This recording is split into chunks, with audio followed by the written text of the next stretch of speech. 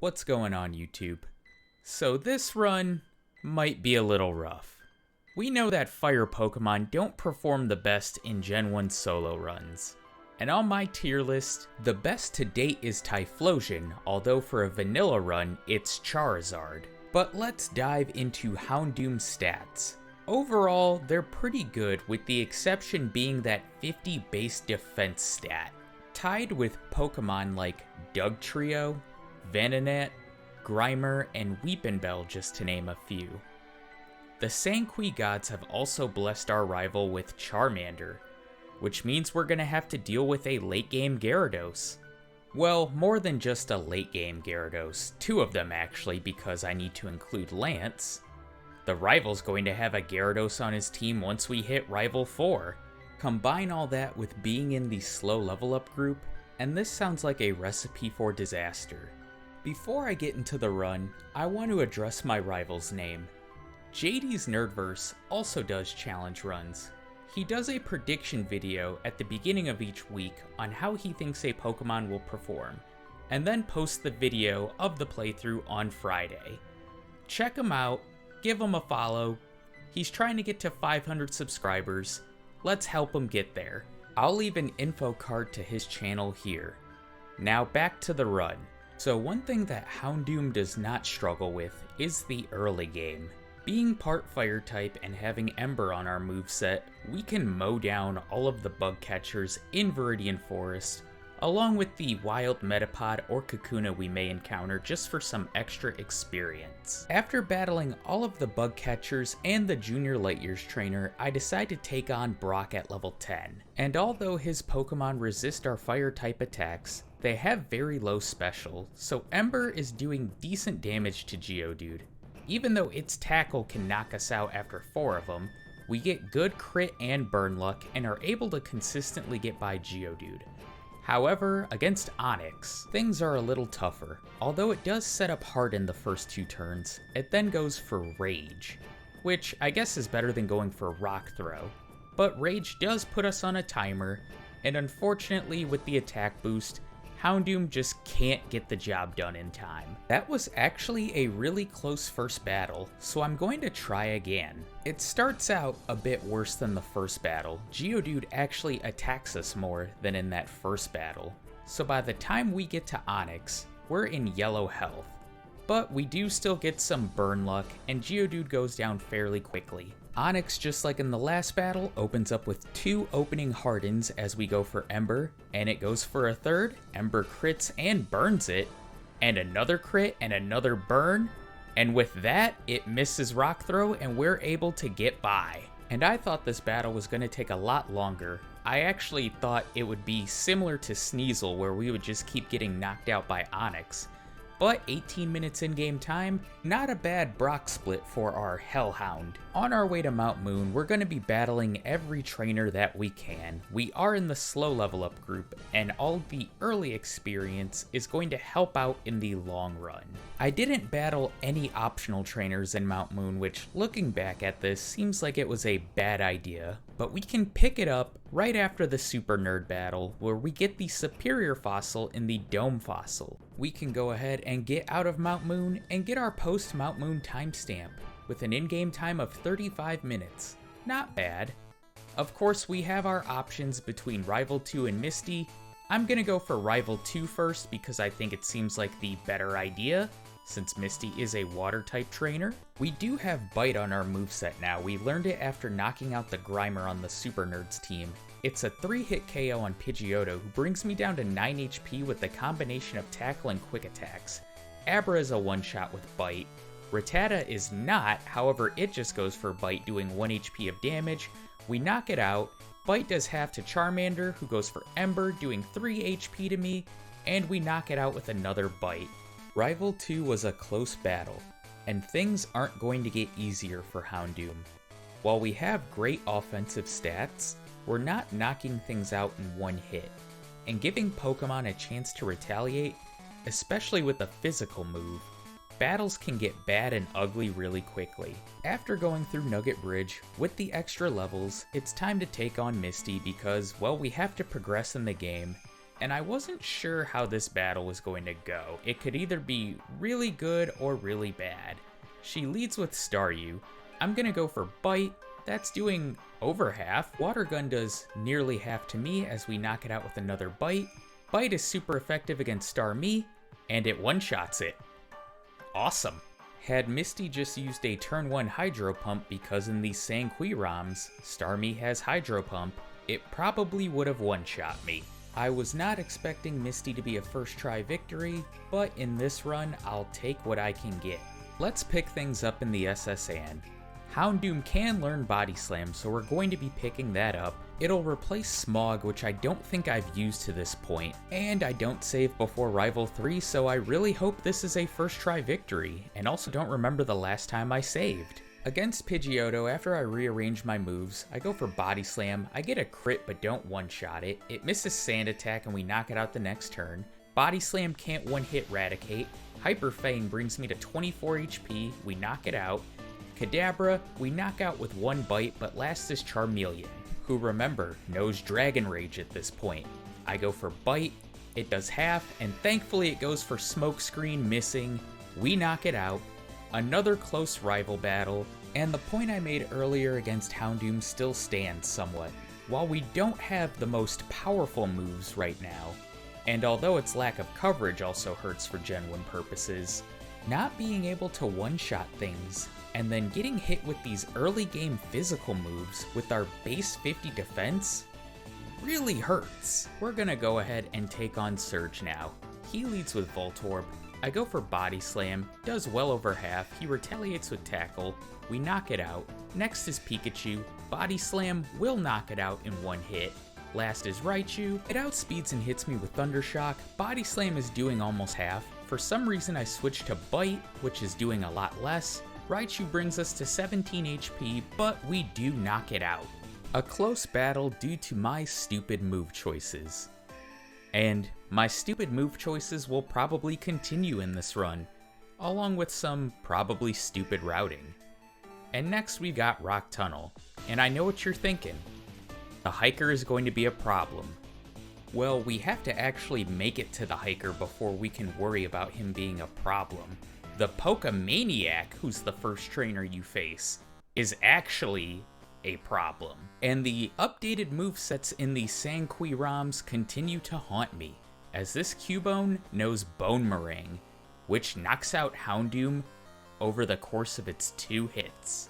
I tried this battle a few times, but just kept getting the same result. Bone Meringue one-shotting me.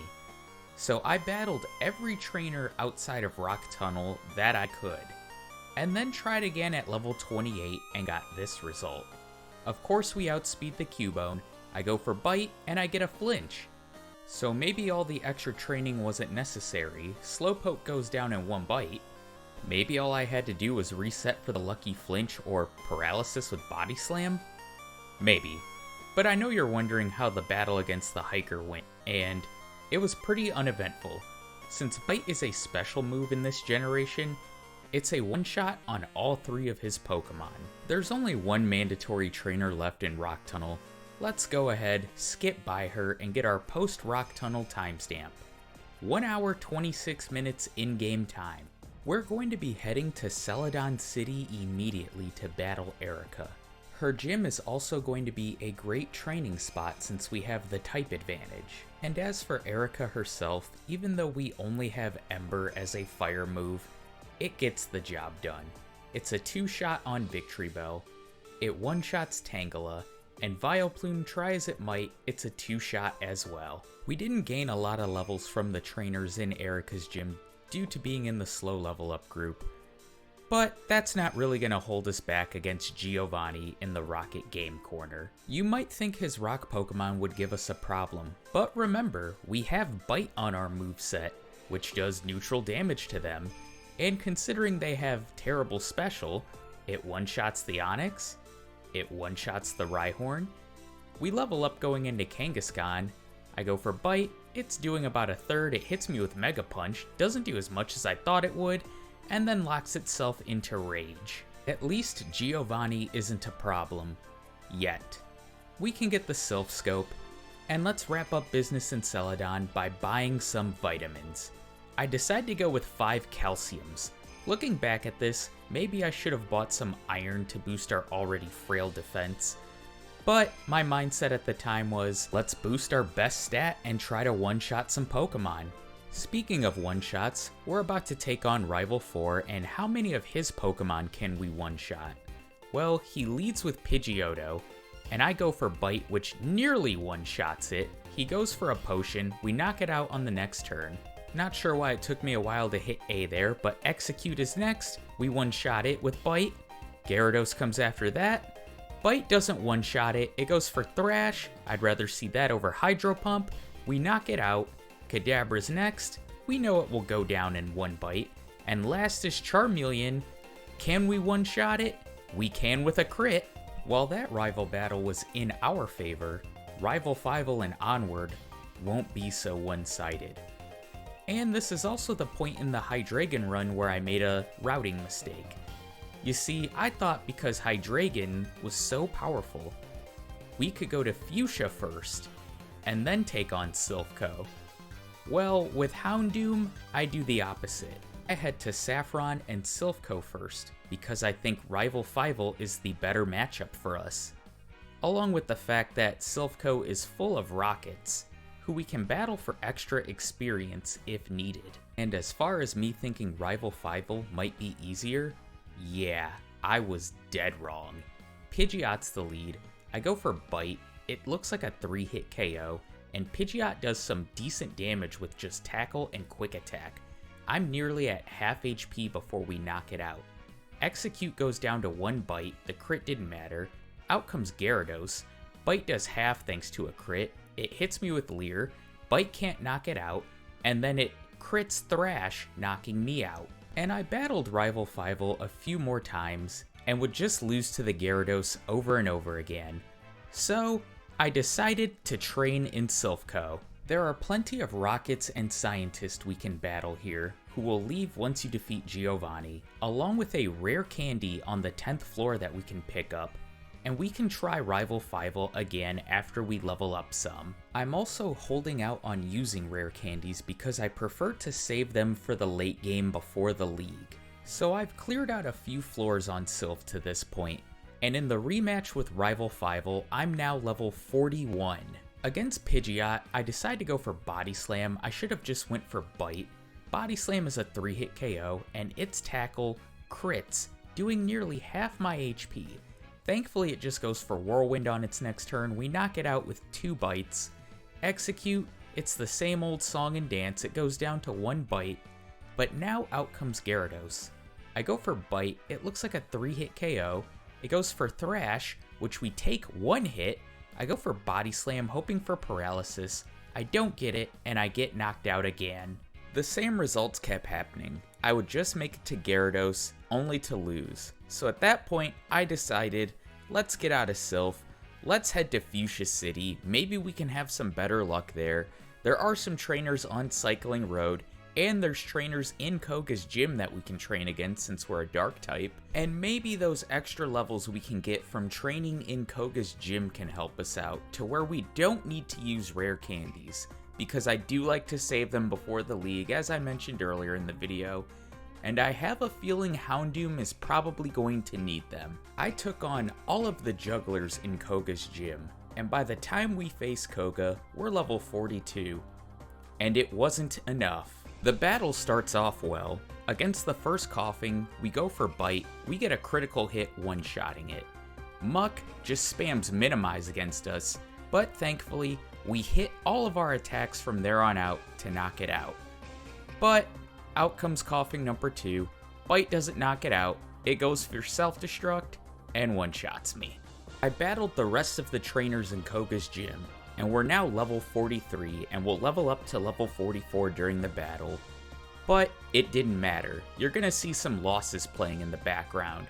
We can make it to Wheezing, but by the time we make it to Wheezing, we just don't have enough HP, and even if we were to make it to Wheezing at full HP, because of Houndoom's frail defense, Self-Destruct and Explosion just one-shot us. It was at this point in the run I decided to just go through the Safari Zone, let's get the remaining HMs, There are some vitamins in the Safari Zone we can pick up, and we're going to be heading back to Cycling Road afterwards to do more training. And after leveling up to level 45 on Cycling Road, I decided to pop some rare candies, and at level 50, Houndoom learned Flamethrower, a huge upgrade over Ember, and might be what we need to finally get past Koga along with the extra levels. Hopefully level 50 is the difference maker. Well, the battle starts out great.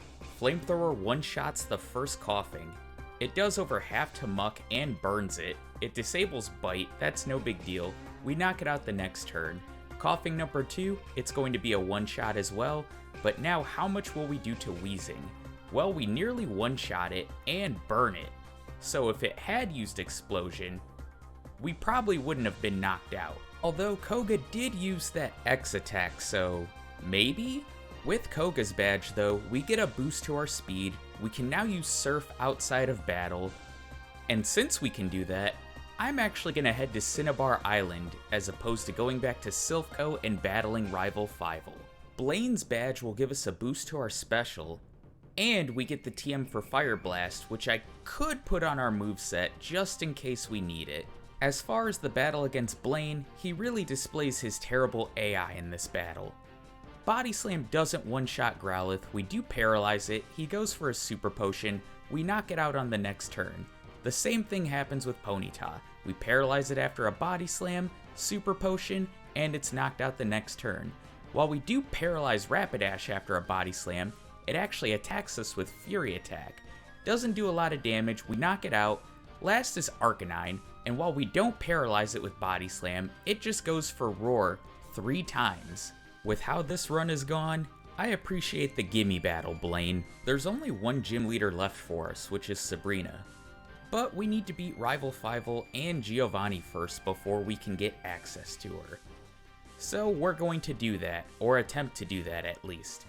I'm really hoping that Gyarados doesn't give us any more trouble. And I meant to save my game here, but instead we get a quick timestamp update of 3 hours 16 minutes in-game time. So the battle against rival Fievel starts great.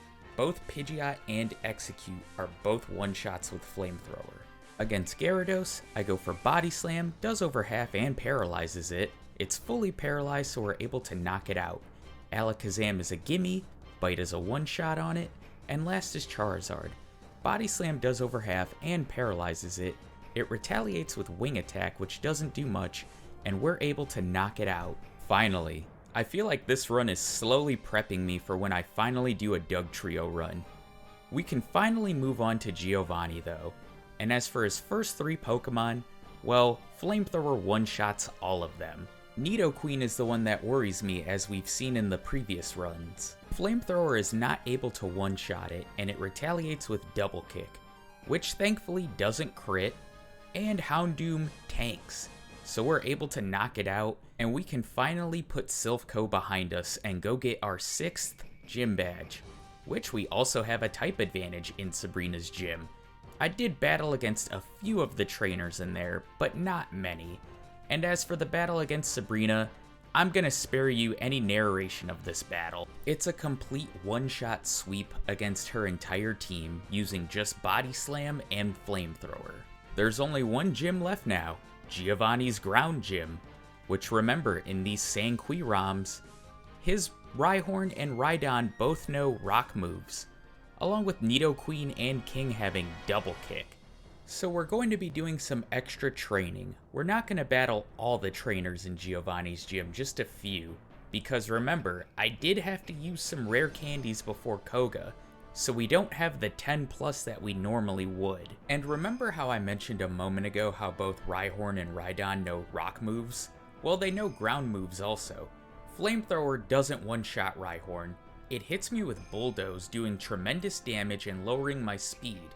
We knock it out, but because of the speed drop, Dugtrio now outspeeds me and can finish me off with Dig. So after losing, I decided to train up on some more trainers, and at level 56, we learn Crunch.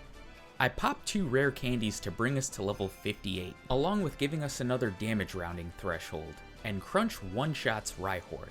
I switched to Flamethrower for Dugtrio, which crits and one-shots it, Nidoqueen, Flamethrower doesn't one-shot it, expected. Double Kick does decent damage, we finish it off the next turn. Will Flamethrower one-shot Nidoking? Yes it does, awesome. Rhydon is last, I switch back to Crunch, and it's a one-shot. All 8 gym badges down. All that's left is the league, and Rival 6. The worry is still Gyarados, and possibly Charizard on his team. Let's see how the battle goes. So Pidgeot, Rhyhorn, and Execute are all one-shots with Flamethrower, Crunch, and Flamethrower. That's to be expected, let's just move on to Gyarados. I go for Crunch, doing well over half, and getting a defense drop, and Hydro Pump does big damage. We knock it out the next turn, we level up going into Alakazam.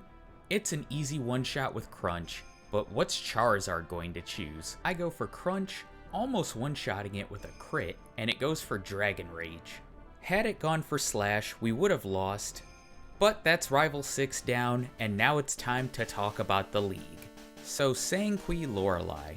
She could be a problem. If this was normal red and blue Lorelei, I wouldn't be worried. Well, I'd only be worried about Lapras. But Slowbro has Water Pulse, Cloyster has Hydro Pump, and of course, as I just mentioned, Lapras. Bruno, he could be a problem. If we don't one-shot Machamp, it will probably one-shot us. I mean, Hitmonlee will probably one-shot us if we don't one-shot it. And then there's Agatha, who's probably going to be the easiest out of all of them. And then there's Lance, with his Gyarados, that knows Hydro Pump. And the champion also has a Gyarados, that also knows Hydro Pump, along with a Rhydon that has both Rock Blast and Bulldoze. This is going to be fun.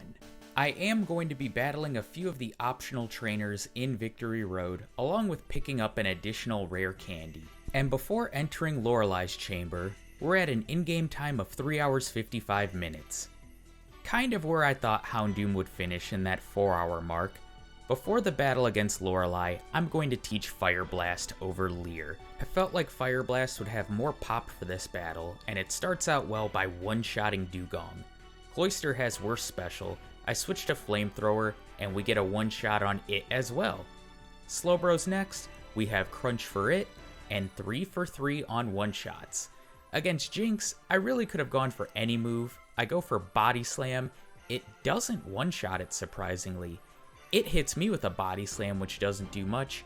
We knock it out the next turn, Lapras is last, I go for Fire Blast, nearly getting the one-shot as it hits me with Water Pulse, confusing me, but we get through confusion, and Flamethrower gets the job done. A bit of a nail-biter in the end, but it's nice to know that we could one-shot 4 of her first 5 Pokemon. I really think Jinx would have went down in one shot with any other move but Body Slam. That still surprises me. Next up we have Bruno, and I probably should have restored my power points for Fire Blast before this battle, because it does pack more of a punch than Flamethrower and would probably give us the ranges we need. Well, against the first Onix, I do get a one-shot, crit might have mattered. Against Hitmonchan, I switch to Flamethrower, we get another one-shot, crit probably mattered. Hitmonlee I go for Flamethrower, crit definitely mattered, but we did burn it. Bruno went for an X-Defend, so we're able to knock it out. I switch to Fire Blast for the second Onix, another one-shot.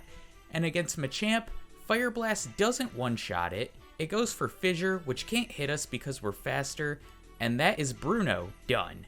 And next we have Agatha, who lives up to her billing of being the easiest member for this run. And just to give you a rundown on her battle, Crunch one-shots all of her Ghost, while Flamethrower two-shots both the Golbat and the Arbok. But now we're on to Lance, whose lead is Gyarados, who if it crits Hydro Pump, will one-shot me. And you can see before the battle, I'm checking my experience points. I'm curious how close I am to leveling. I decide to forego using the rare candies, because my thought process at the time was, I'll level against Lance, and pop them for the champion. Well, I thought horribly wrong. Our best option against Gyarados is Crunch, which I go for and nearly get the one-shot thanks to a crit, but Hydro Pump does huge damage, and while we're able to get by Gyarados, Dragonair can easily clean us up. And while I'm able to make it back to Lance on my very next attempt, this battle, even with using the rare candies, doesn't go much better. We still nearly one-shot thanks to a crit, and Hydro Pump still does big damage. We don't have a lot of HP for the remaining Pokemon, and the 2 Dragonairs can easily clean us up. And after a second loss to Lance, there's only one thing we can do. We need to level up more, and the easiest way to do that is to just go through the league again and again, making sure not to use our PP restoring items or the rare candies so that we can save those for a serious attempt. I do make it back to Lance, and this was the closest battle I had for a while, and I made a huge mistake in it. Crunch does half to Gyarados as it misses Hydro Pump. We're able to take it out. Against Dragonair, I go for Crunch, and I think we get a high roll because it's a one-shot. I hope for the same roll on the second Dragonair, we don't get it, and Slam crits us. That's bad. We knock it out with Body Slam, and next is Aerodactyl. I go for Fire Blast, nearly one-shotting it thanks to the crit. Takedown does pretty good damage. We knock it out with Crunch, and now here's where I realize the mistake. I'm out of crunches. I forgot to use an elixir. I miss Fire Blast as I get hit with Slam, and once again, I miss, and Dragonite is able to finish me with Dragon Rage. And it was at this point I started to get vibes from the Arcanine run, where I would just lose to Lance over and over and over again. Even going through the league leveling up and trying, it seemed like no matter what, Lance was just this hard wall that I could not get past. And then finally, at level 71, I had this battle. Crunch one-shots Gyarados. I think the crit might have mattered at this point. Crunch also one-shots the first Dragonair, and since it one-shot the first one, it'll one-shot the second one. Alright, Aerodactyl time. I go for Crunch. It doesn't one-shot it. Takedown doesn't do a lot. We finish it with another Crunch. And Dragonite, hopefully we can one-shot it as well. And we do. Crit probably mattered there. And this is the first time I've made it to the champion. And I'm healing. I'm using all my PP restoring items. I use my 2 remaining rare candies. I just want this run over with. So I start the champion battle with a bang by going for Fire Blast and one-shotting Pidgeot. Against Alakazam, we have Crunch. It's going to one-shot it. Rhydon, I'm not sure if Crunch is able to one-shot it, but it does. Perfect. 3 down. Exeggutor, we could go for Crunch or Flamethrower. I miss Flamethrower as it hits me with a 5-turn barrage. Thankfully, that doesn't do too much. Flamethrower hits the next turn and one-shots it. Next is Gyarados. Hopefully Crunch one-shots it, and it does. Only one Pokemon left, which is Charizard. Crunch doesn't one-shot it. We come close. Slash does some decent damage, and we knock it out the next turn. And finally, Houndoom has conquered Kanto. And let's cue that old school J-Rose victory music. I've been meaning to say that in the past few videos, but keep leaving it out when I redo certain portions of the voiceover, because I just keep forgetting about it. And this makes me wonder how other fire Pokemon like Moltres, who's also in the slow level up group, or Rapidash, who doesn't have the greatest move pool, will do. It sucks that fire Pokemon struggle in Kanto so much. It's one of my favorite typings, and I'd really like to see them do better. But as for Houndoom, it finishes the game at level 74 with a final in-game time of 4 hours and 35 minutes. And I'm still tweaking the tier list some, but if I were to give it a place on the all Pokemon tier list, the vanilla runs and Sanqui runs combined, I would probably put it at the top of the D tier. The same tier that has Magmar, Jinx, Arcanine, Dodrio, and Ninetales. I really wanted to get this run out by Halloween, but unfortunately, with life among other things, I had to push it back a few days. As always, thank you for the continued support on the channel. I've got an exciting run coming next month. Well, I should say this month, since it's now November. It's my first custom-made cross-gen run, and I'm pretty excited to see how this Pokemon does. I hope you are too. I don't really have any year-end plans for the channel. There are a couple Pokemon that I've had my eye on for some vanilla runs. But I've got a special run planned for when we hit 2K. Hopefully we can hit that before the end of the year. I'm going to get back to work on these videos though. I'll see you in my next one. Take care, everybody.